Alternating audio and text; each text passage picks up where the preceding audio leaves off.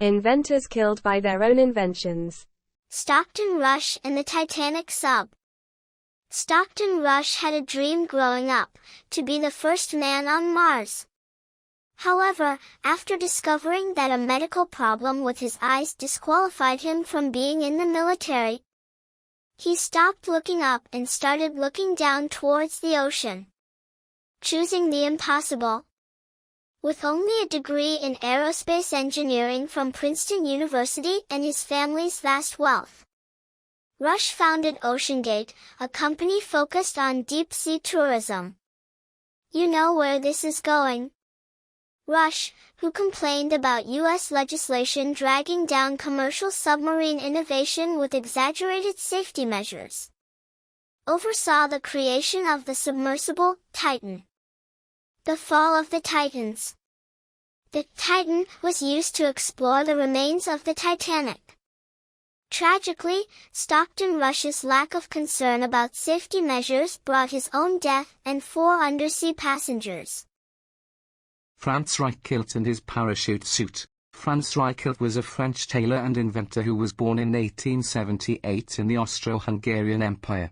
He's mostly remembered for trying to develop a parachute suit that would allow aviators to land safely. Perseverance isn't always a good thing. Early experiments with dummies were successful, but Reichelt had a hard time making a wearable, practical suit. Experts tried to dissuade him, but Reichelt persevered, proving that perseverance isn't always good. The next step? Tests from the Eiffel Tower. The fine line between bravery and stupidity. In February 1912, the inventor received permission to carry out experiments from the Eiffel Tower. Local authorities had understood that Reichelt would test his parachute suit with dummies, but on the cold morning of February 4, 1912, the inventor showed up wearing his parachute suit. "I want to try the experiment myself, and without trickery, as I intend to prove the worth of my invention," Reichelt declared moments before jumping from the first deck of the Eiffel Tower, leaping into the history books. Reichelt leapt into his demise, and his way into history books, 187 feet, about 57 meters, to the ground. The one-man space program. Another fellow Austrian inventor was Max Valier, who was dreaming about the possibilities of space travel all the way back in the 1920s, driving all the way to the moon. The highly methodical Valier developed a 4-stage plan to develop rocket-powered ground cars with an eye to develop them into flying cars and finally, a spacecraft. However, his dream never took off.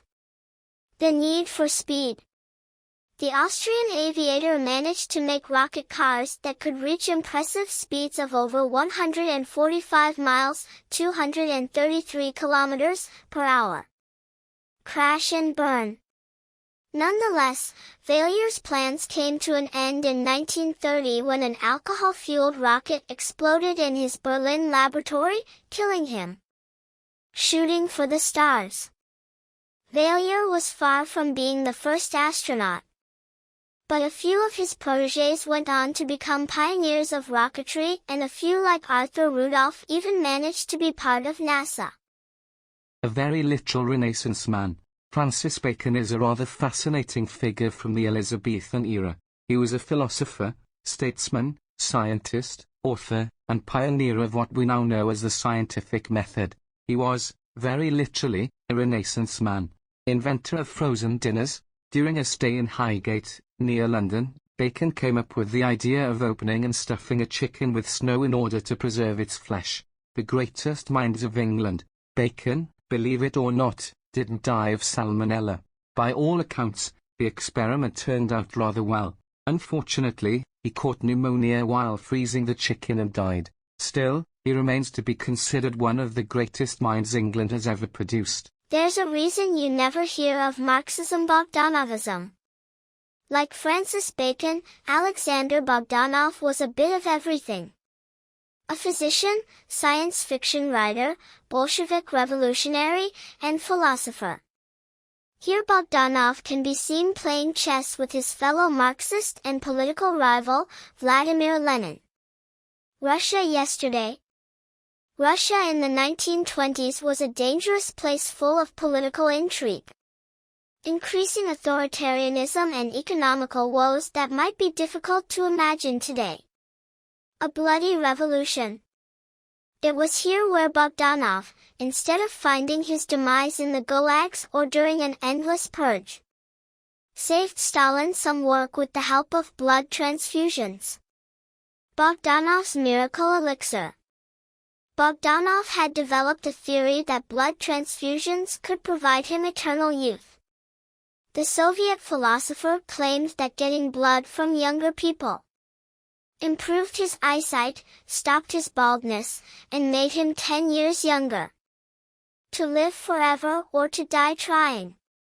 However, his experiments were cut short in 1928, when a blood transfusion from a donor suffering from malaria and tuberculosis cost him his life.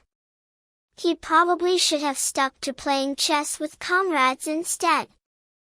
Dixie Steampunk. Tennessee-born Horace Lawson Hunley was a marine engineer who wanted to serve his country. Unfortunately, his country at the time was the Confederate States of America, for which Hunley developed the first submarine capable of successfully sinking a warship, a crank-propelled submarine, usually referred to as the CSS Hunley. The crank-propelled submarine started its career in July 1863. However, from then on things only got worse. Casualties before combat. On August 29th of that year, the pioneering war submersible caused its first casualties. 5 crew members drowned during a test run after the captain accidentally opened a hatch with his foot. If at first you don't succeed, after the incident, the Confederate Army placed Hunley as part of the submarine crew for a trial attack expecting better results. On October 15, 1863, 8 crewmen drowned, including its inventor. Glory, glory, hallelujah.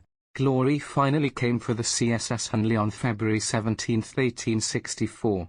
The submarine's sole torpedo hit the hull of the USS Housatonic in Charleston Harbor. The sloop sank in 5 minutes, killing Union soldiers. Here you can see the coast of Charleston today. Way, hey, and up she rises. This would be the CSS Hunley's first and final mission. The submersible went down a third and last time, drowning 8 Confederate crew members. Over a century later, the remains of the submarine were rediscovered and finally taken to the surface in the year 2000, finally laid to rest. The remains of the crew were laid to rest in 2004 in Charleston in an event attended by thousands. Once again, an embarrassing Confederate defeat is turned into a moral victory of sorts. Well, that's all, folks. That's my line. Step aside, babe. Let a star do this. That's all!